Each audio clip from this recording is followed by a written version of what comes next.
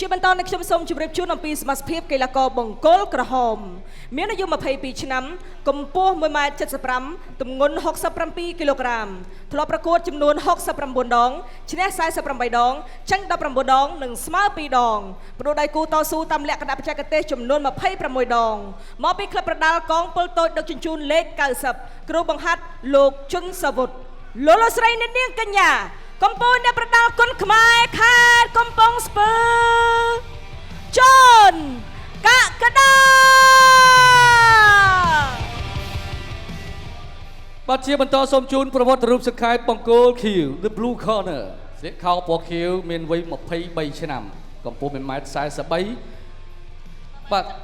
1.67 ជាស្រ័យបទពិសោធន៍ប្រកួតសរុបចំនួន 43 ប្រកួតឈ្នះ 35 ចាញ់ 8 ដងក្នុងនោះរូបគេធ្លាប់ផ្ដួលដៃគូឲ្យបបងការប្រកួតលក្ខណៈបច្ចេកទេសបាន10 ដងគេមកពីក្លឹបប្រដាល់ Sursic Combat Team ដែលមានគ្រូបង្ហាត់ Trainer លោក Hangi Tawakoli ជាថ្មីម្ដងទៀតសូមលោកស្រីនាងកញ្ញាផ្ដល់សំឡេងស្វាគមន៍អ្នកប្រដាល់ Come from Iran Martin Kasem ចាដល់ពេលនេះសូមអញ្ជើញរីកទស្សនាការប្រកួតដូចតទៅ Great គុណខ្មែរ Best Five គូទី5ដែលជាគូឯកអន្តរជាតិកម្ពុជាអ៊ីរ៉ង់ទឹកទី1 Round 1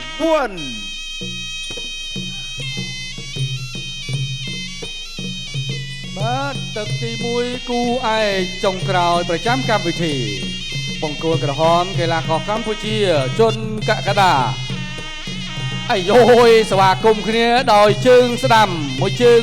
ទៅមួយជើងមកចាញ់5សង់ទីម៉ែត្រដូចជាមិនឆ្ងាយគ្នាប្រហែលទេប៉ុន្តែអ្វីដែលយើងត្រូវប្រយ័ត្នទឹកដបងនេះគឺកណ្ដាប់ដៃរបស់កីឡាករមកពីបរទេសគាត់ក្រោមដល់លើកាកដាអីឡង់ស្ដាំហើយកាសេមក៏ស្ដាំ1 2អូយកាត់បានល្អកាកដាបាទកាត់បានល្អការប្រើកណ្ដាប់ដៃរបស់កាសេមគឺមិនដល់ទេយើងចេញជើងដល់កណ្ដៀតក្អមគេមុនយាមបបួលដោដៃតែយើងមិនគួរចូលការបបួលកន្លែងនេះអូយជួស្រ័យជូនម្ដាយល្អដល់បកគាត់ណាបាទដួលអញ្ចឹងមិនឈឺទេបងប្អូនតែកីឡាករគេហ្វឹកហាត់ល្អមិនអីទេមកជើងក្រៀតក្អមរិចឆ្វេងមួយដើម្បីបើកផ្លូវស្ដាំបកទៅវិញចំបាំង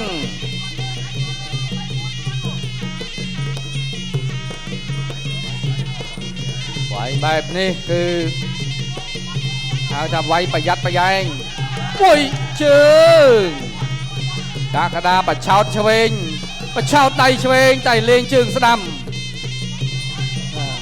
ដែលធ្វើឲ្យកាសេមមិនអាចប្រើកណ្ដាប់ដៃដល់ទេដរាបណាជើងយើងដល់មុនកាសេមព្យាយាមរំខានជើងក្រោមតែនេះមកជើងចូលទៀតអូយណែមិនច្រាញឹកញាប់មិនល្អទេណាបាទបើភាសាខ្មែរយើងគេហៅថាទល់ផ្អកបាទណាបើយើងជាអ្នកធម្មតាច្បាស់ជាទល់ផ្អកខ្ញុំឯនេះច្បាស់តែរកទៅសក់ហើយតែកីឡាករគេហាត់មិនអីទេប៉ុន្តែរាប់ទុកថាប្រើបច្ចេកទេសបាទជួស្រ័យជូនម្ដាយជោគជ័យរបស់គេចាប់គ្រា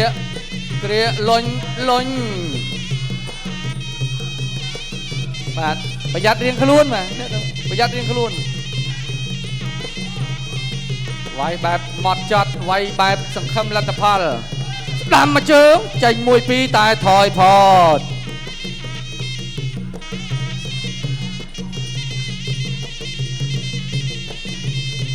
អត់ដល់ទេបាទចោតចប់ទឹកទី1 and now round 1សូមសម្រាប់មួយ play សិន Great គុណខ្មែរ Best Five គូទី5ដែលជាគូឯកអន្តរជាតិកម្ពុជាអ៊ីរ៉ង់ទឹកទី2 Round 2ទឹកទី2ក្រោយអំពីស្វាគមន៍គ្នា3នាទីដំបូងទឹក1ក៏ស្គាល់គ្នាហើយក៏ បានដឹងពីអាវុធខ្លះរៀងខ្លួនកន្លែងនេះដែលកាកដាមានចំណុចខ្សោយដែលទាត់ហើយធ្វើឲ្យបាទម៉ាទីនកាសេមគាត់ចាប់ជើងបានរុញផ្ដួលពេញចំហបែបនេះមិនល្អប្រហែលទេកែកន្លែងហ្នឹងតិចអូយបាទតែកាកដាដឹងខ្លួនទាន់អត់ចូលទេ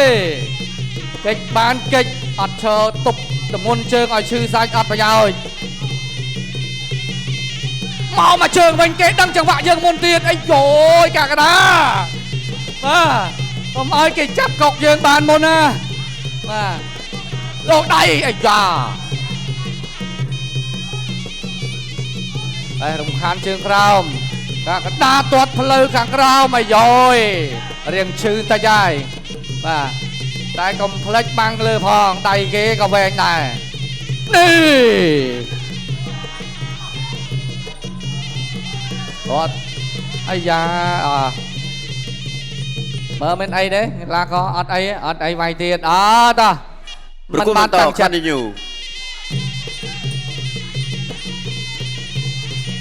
កាកដាមួយក្បាស់ច្បាស់មួយជើងគ្រៀកអមទៀតហើយតែធ្វើយ៉ាងណាចូលខ្លីគេប្រយ័ត្នកែងយើងលើ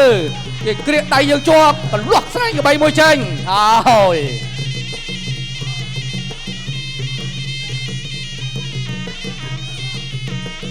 ចូលចាប់ចាក់ជង្គង់ស្ដាំពីជង្គង់ចំកោកដាក់3ទៀតហកគ្រៀកចកេះលុញអលាស់ខ្លួនចេញថែមួយទៀត5ជង្គង់មួលអូយខូចសម្រស់អស់លេងបាទនេះគឺជាចំណុចខ្វះខាតរបស់កាកដាចាប់ឲ្យជាប់បាទអោបឲ្យណែនបាទរុញច្បាស់គៀកច្បាស់គៀកអូយមកហើយ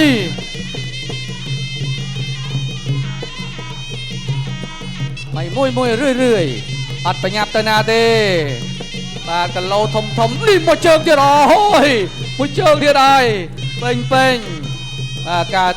បាទទាត់ពេញកម្លាំងចូលចំចំណុចដៃគូនេះគឺពិតជាបានលទ្ធផលល្អប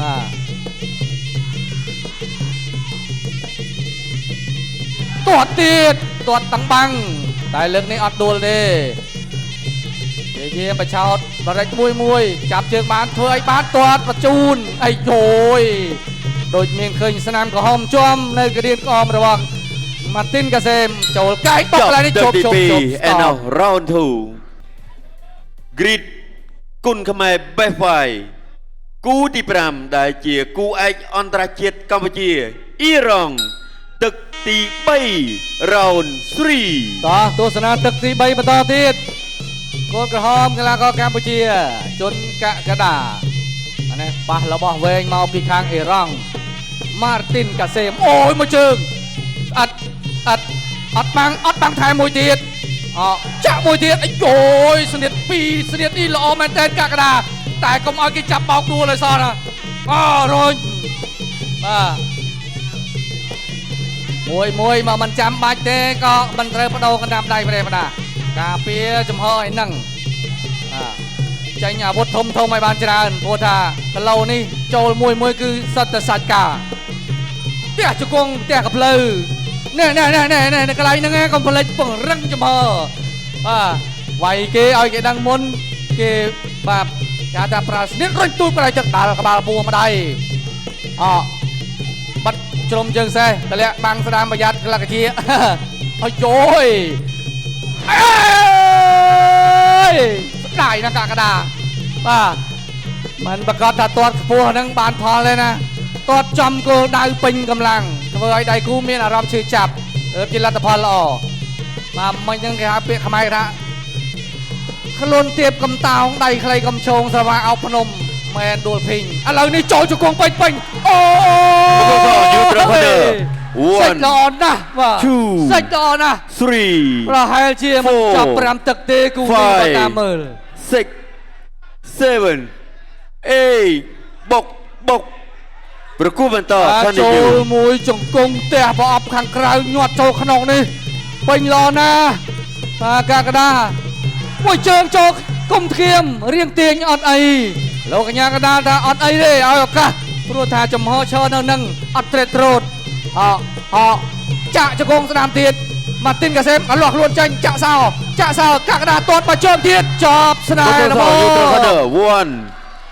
2 3 4 5 6 7 8 អូ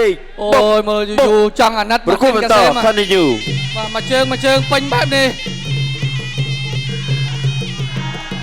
តែទៅតែមកអូយកាកដា